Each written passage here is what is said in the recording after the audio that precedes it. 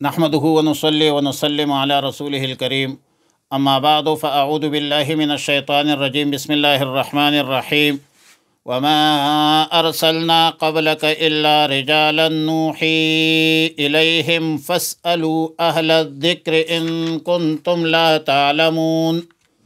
پارہ نمبر 17 سورۃ الانبیاء، رکوع نمبر 2، آیت نمبر 7، 8، 9، 10۔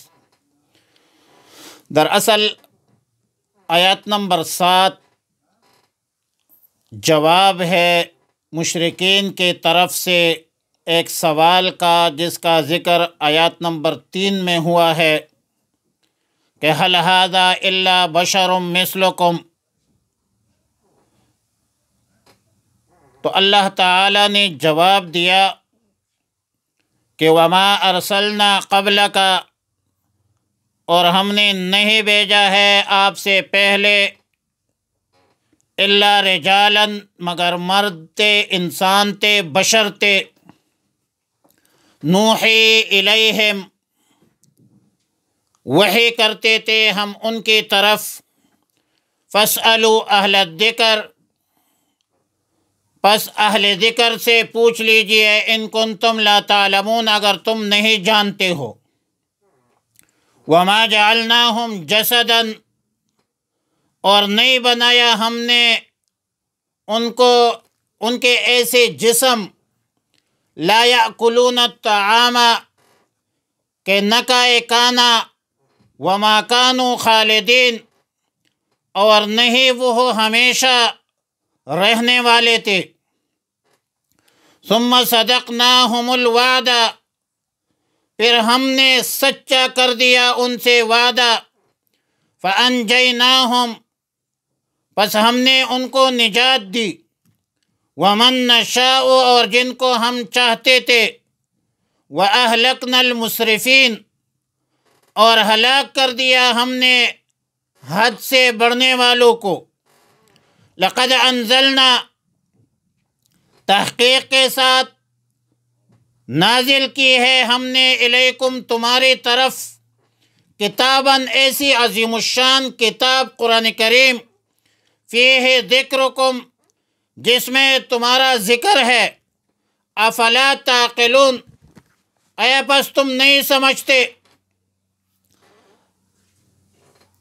دراصل آیات مذکورہ کا جو مطلب ہے، مقصد ہے، وہ یہ ہے کہ ہم نے جتنے بھی انبیاء علیہم السلام مبعوث کیے ہیں، وہ سب بشر تھے، انسان تھے۔ لہذا تمہارا یہ سوال کہ ان ھذا هل ھذا الا بشر مثلکم، یہ درست نہیں ہے، ورنہ فاسألوا اہل الذکر ان کنتم لا تعلمون، اہل ذکر سے پتہ کرو اگر تم نہیں جانتے ہو۔ اہل ذکر سے مراد تورات انجیل کے اہل علم ہے، علماء ہے۔ یہود نصارہ سے پتہ کرو کہ رسول اللہ صلی اللہ علیہ وسلم سے قبل جتنے بھی انبیاء علیہم السلام مبعوث ہوئے تھے، کیا وہ فرشتے تھے یا انسان تھے؟ سب دنیا جانتے ہے، سب کو پتہ ہے کہ جتنے بھی انبیاء علیہم السلام نے دنیا میں تشریف لایا ہے، وہ سب کے سب انسان تھے، کیونکہ انبیاء علیہم السلام انسانوں کے رشد و ہدایت، فلاح اور صلاح کے لیے مبعوث ہوتے ہیں۔ اور یا رسول اللہ صلی اللہ علیہ وسلم، آپ بھی عالمی بشریت میں سے ہیں۔ اہل علم فرماتے ہیں کہ اس آیت سے معلوم ہوتا ہے کہ جاہل آدمی جن کو شریعت مطہرہ کا علم نہیں ہے، اس پر لازم ہے کہ عالم سے، فقیہ سے دریافت کرے کہ یہ عمل میں کیسے کروں۔ آیت نمبر 8 میں فرمایا وما جعلناہم جسدا لا یاکلون الطعام وما کانوا خالدین۔ جسدن واحد ہے لیکن بمعنی جمع ہے، اجساد کے معنی پر ہے، یا عبارت بحذف مضاف ہے، اے ذوی جسد، مطلب یہ ہے کہ ہم نے انبیاء علیہم السلام کی جسم کو ایسا قطعا نہیں بنایا ہے کہ وہ کھانا نہ کھائے، بلکہ وہ کھانا بھی کھاتے ہیں، بشری تقاضے بھی پورا کرتے ہیں، عوام الناس کے ساتھ تعلقات بھی رکھتے ہیں، اپنی امتوں کو خیر اور بھلائی کی طرف دعوت بھی دیتے ہیں، انسان ہوتے ہیں اور ہمیشہ دنیا میں رہنے والے وہ نہیں ہوتے۔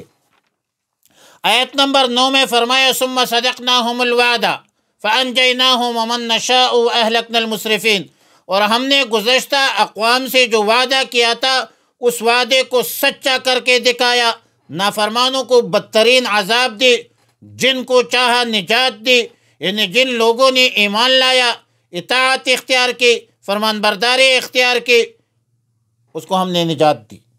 وَأَهْلَكْنَا الْمُسْرِفِينَ، حد سے تجاوز کرنے والوں کو ہلاک کر دیا، تباہ کر دیا، برباد کر دیا۔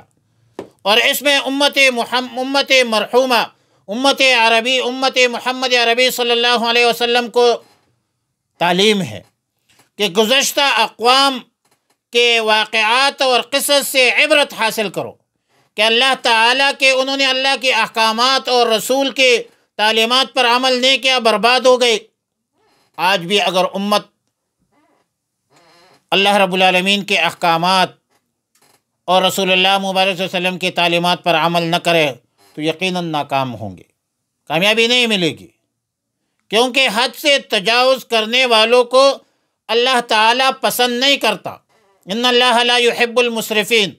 آیت نمبر 10 میں فرمایا لقد انزلنا الیکم کتابا فیہ ذکرکم، کتاب سے مراد آیت مذکورہ میں قرآن کریم ہے، اور ذکر بمعنی اس مقام پر بمعنی شرف، شرافت، فضیلت اور شہرت ہے۔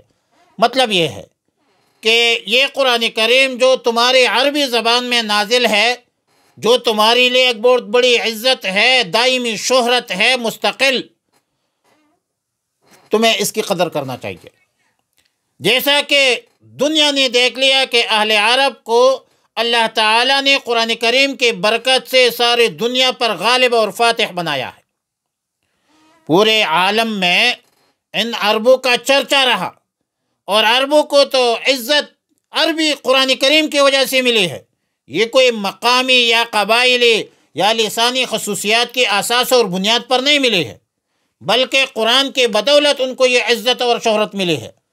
قرآن کریم رسول اللہ صلی اللہ علیہ وسلم کا دائمی معجزہ ہے، جو پورے عالم انسانیت کے لیے رشد و ہدایت کا عظیم ذریعہ ہے، جو ہر قسم کی ترمیم اور تحریف سے پاک صاف، مبرہ اور منزہ ہے، کیونکہ قرآن کریم کی حفاظت کا ذمہ اللہ تعالیٰ نے اٹھایا ہے۔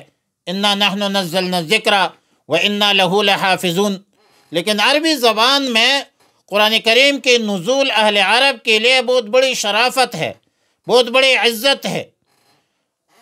نبی علیہ الصلوۃ والسلام نے فرمایا کہ احب العرب لثلاث لأنی عربی والقرآن عربی وکلام اہل الجنت عربی۔ عربیوں کے ساتھ 3 وجوہ کی بنیاد پر محبت کرو۔ نمبر 1 یہ کہ میں عربی ہوں، قرآن عربی میں نازل ہے، اور جنتیوں کا کلام بھی وہ کیا ہوگی؟ عربی ہوگی۔